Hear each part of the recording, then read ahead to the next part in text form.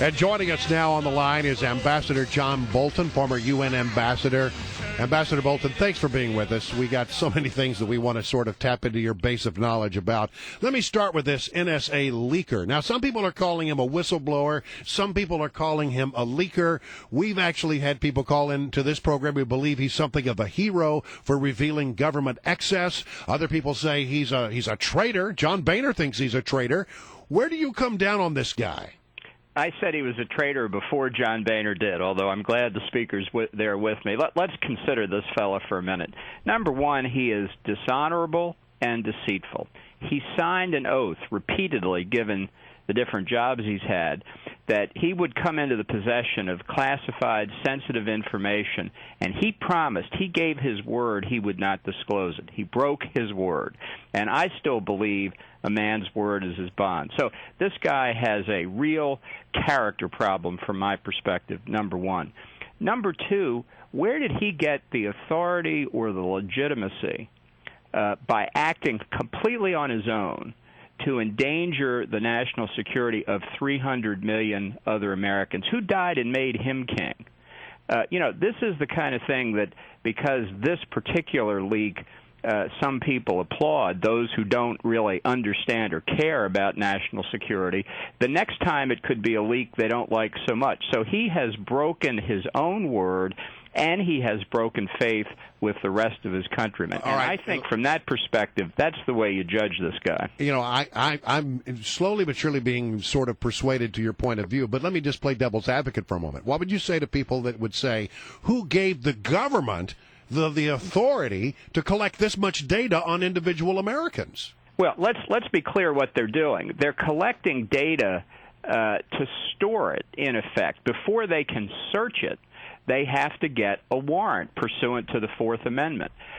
Other parts of this program, the international parts, they're searching for foreign intelligence, which is authorized by the Foreign Intelligence Surveillance Act, other statutes, and by the Constitution itself. But are you comfortable with the government collecting that much data and having that much data in a server somewhere that they can go and look at communications that you've had at will if they decide that you're a threat? Not at will. But do we trust the government to handle that responsibly, given what we've seen government do from time to time? After they get a search warrant from an Article III judge. This is a key point. This program, for those who don't trust Barack Obama, and believe me, I'm not going to stand here and defend him, the program didn't start with Barack Obama. It started with George Bush. It certainly wasn't Obama's idea, although he has refined it and expanded it.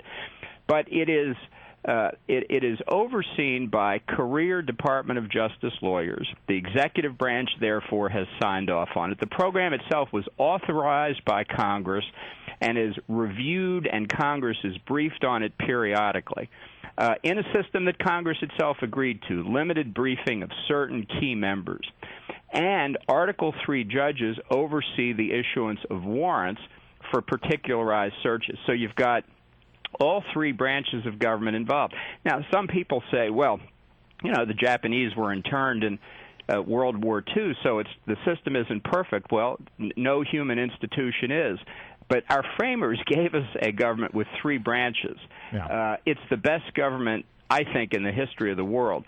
What's your suggestion for the fourth branch that's going to make up for the failures of the first three? Ambassador John Bolton is our guest, and I do want to ask you about Turkey, but I just have to follow up on this a little bit, because when you talk about how, comparing it to Bush and how Obama is using Section 215 of the Patriot Act, I think the comparison is Bush used a scalpel and now Obama is using a machete. That's not true. That's not true. But wait. Bush acted without statutory authority. I think he acted legitimately under his constitutional authority as president under Article II.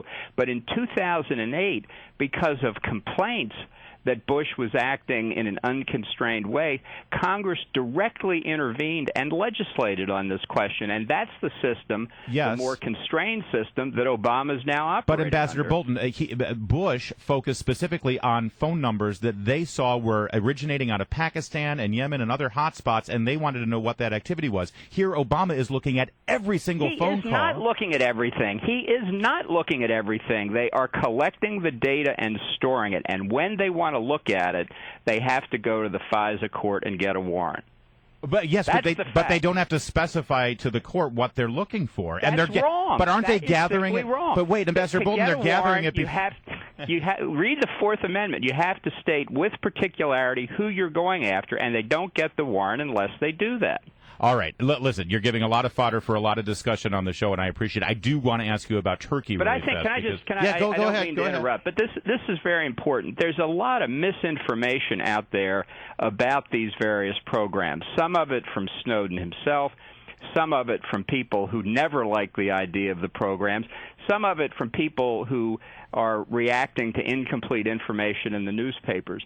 The fact is that these programs have been debated really for the last 10 years, and they've been put under more and more constraints to avoid the kinds of problems that people are concerned about. Are they running absolutely perfectly now? No. Again, no human institution is perfect. But for God's sakes, we've got to understand specifically what the facts are before we talk about what may or may not be wrong with the programs. And don't you agree, though, that when in light of the fact that we know the IRS illegally leaked private information to go against political groups because of their political perspectives, that builds up this distrust of the government, and therefore people are very wary of these things? There's enormous distrust of Obama and his motives and the political motivations behind a lot of the three main scandals, the IRS, the Benghazi issue, and the subpoenas to the press. That's why, in the case of the NSA programs, the fact that all three branches of government and Congress on a bipartisan basis have been involved in it. However much you distrust Obama, and I'll just say again, I am not here to defend him. I'm very worried about those scandals. He is not acting unilaterally here in the NSA case. All right. Well, listen, we had a lot of things that we wanted to get into.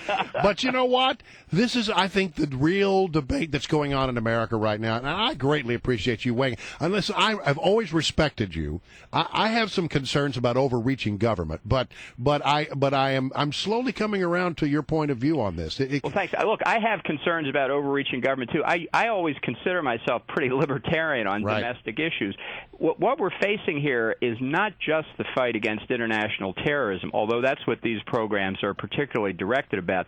Let's not forget the Russians and the Chinese in particular, with the most sophisticated cyber warfare capabilities on the planet. And we are coming from way, way behind. So I think it's important that people understand that out in this new world of information technology, it's very, very different than the days you wrote out letters in longhand with a pen. It gives us a lot of advantages, but it gives us a lot of vulnerabilities, too. All right, we got to leave it right there. We're way over. But Ambassador Bolton, we'll hope you come back again because this has really been a great discussion. Glad to do it. And by the way, I'm pretty sure your comments today will be on talk radio the rest of the day here on WMAL. Thanks for letting me rave on there. I appreciate it.